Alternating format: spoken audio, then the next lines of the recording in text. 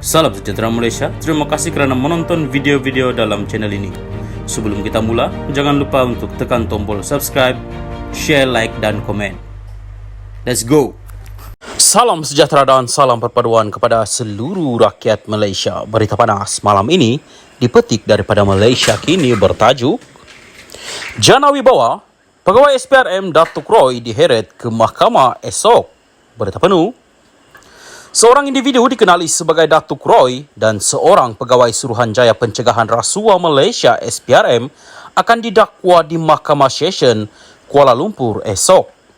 Peguam lelaki itu Fahmi Abdul Moin ketika dihubungi mengesahkan perkara itu. Dia juga memberitahu pertuduhan akan dibuat bahawa mengikut Seksyen 16(E) Akta SPRM 2009. Ia membabitkan kesalahan meminta, menerima atau bersetuju untuk menerima suapan untuk diri sendiri atau orang lain sebagai dorongan atau ganjaran atas sesuatu transaksi yang akan berlaku. Kata Fahmi menambah, Datuk Roy dan pegawai SPRM terbabit akan menghadapi dua pertuduhan di hadapan Hakim Azura Alwi. Datuk Roy itu juga akan menghadapi satu lagi pertuduhan di hadapan seorang lagi Hakim, Suzana Hussein.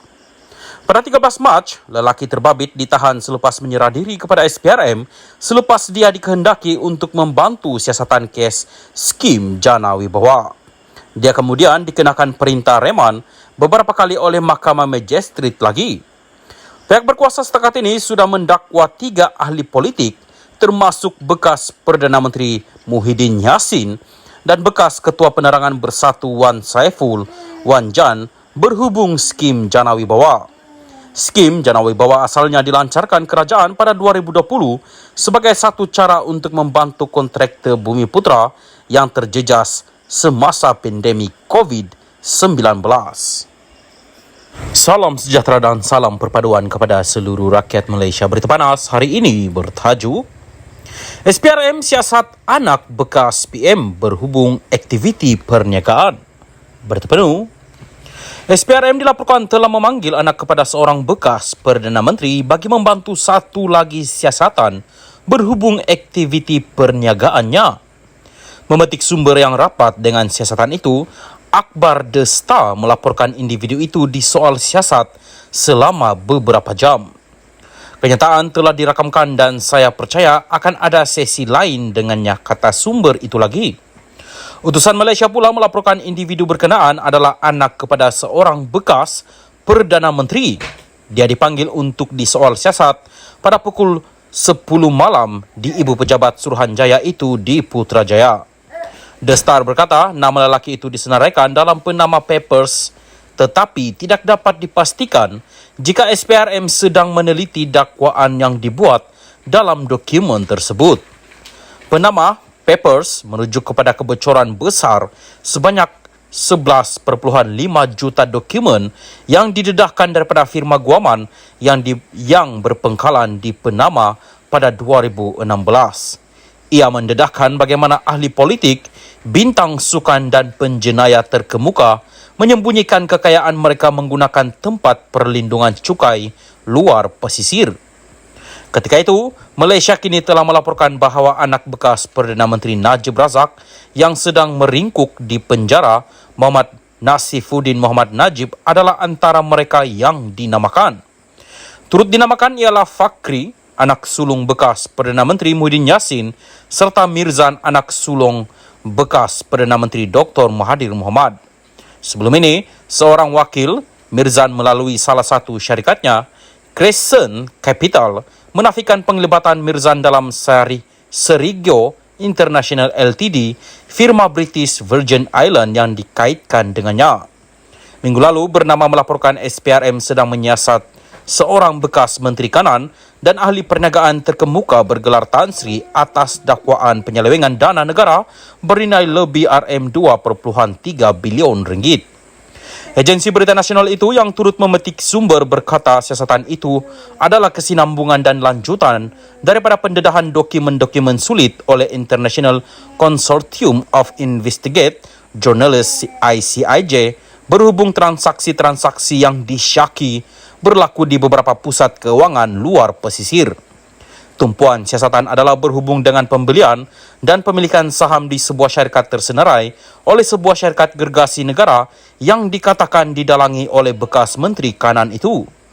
Difahamkan transaksi pembelian dan pemilikan saham ini dipercayai menjadi punca kepada kemerosotan ekonomi negara serta kejatuhan mata wang ringgit pada hujung 1990-an dan telah diseleweng untuk kepentingan individu terbabit untuk diselamatkan bailout daripada mengalami kerugian yang lebih teruk menurut sumber itu. Kebocoran kertas Pandora berlaku pada 2021 apabila sumber tanpa nama berkongsi dengan ICIJ 2.94 terabyte file keuangan sulit berjumlah lebih daripada 11.9 juta dokumen dan rekod lain daripada 14 penyedia perkhidmatan luar pesisir yang menubuhkan dan mengurus syarikat cengkerang Shell dan amanah di kawasan perlindungan cukai sekitar dunia. Berikutan kebocoran itu, bekas Menteri Keuangan Daim Zainuddin membidas Malaysia kini atas apa yang didakwanya sebagai obsesi yang tidak berkesudahan portal berita ini terhadapnya. Ini selepas Malaysia kini menyiarkan laporan mengenai pegangannya di luar pesisir. Salam sejahtera dan salam perpaduan kepada seluruh rakyat Malaysia. Berita seterusnya dipetik daripada Malaysia kini bertajuk Laporan terhadap Hadi, polis akan panggil pihak terlibat. Berita penuh. Susulan banyak laporan polis yang dibuat terhadap Presiden PAS Abdul Hadi Awang mengenai beberapa isu, Ketua Polis Negara Asri Lesani Abdullah Sani berkata polis akan memanggil sesiapa yang terlibat untuk membantu siasatan. Mereka yang dipercayai terlibat akan dipanggil. Itu SOP, prosedur operasi standard kita dalam menyiasat kes, katanya kepada pemberita selepas menghadiri sesi minum petang bersama media di Ibu Pejabat Polis Bukit Aman di Kuala Lumpur hari ini. Ini berlaku selepas beberapa laporan dibuat oleh ahli politik daripada Parti Komponen Pakatan Harapan PH mengenai isu berkaitan dakwaan Hadi terhadap bukan Melayu dan bukan Islam yang didakwa provokatif dan boleh menggugat kerajaan. Terdapat juga laporan dibuat berhubung kenyataan Hadi bahawa Perikatan Nasional PN dan Blok Pembangkang sedang merancang untuk menjatuhkan kerajaan pimpinan Perdana Menteri Anwar Ibrahim. Sebelum ini, Ketua Polis Daerah Sentul, B. Eng Lai berkata pihaknya menerima laporan terhadap Hadi mengenai dakwaan percubaan PN untuk menggulingkan kerajaan. B. berkata siasatan akan dijalankan oleh unit siasatan jenayah terkelas Bukit Aman. Bagaimanapun, Hadi yang juga ahli Parlimen Marang masih belum dipanggil polis untuk direkodkan keterangannya.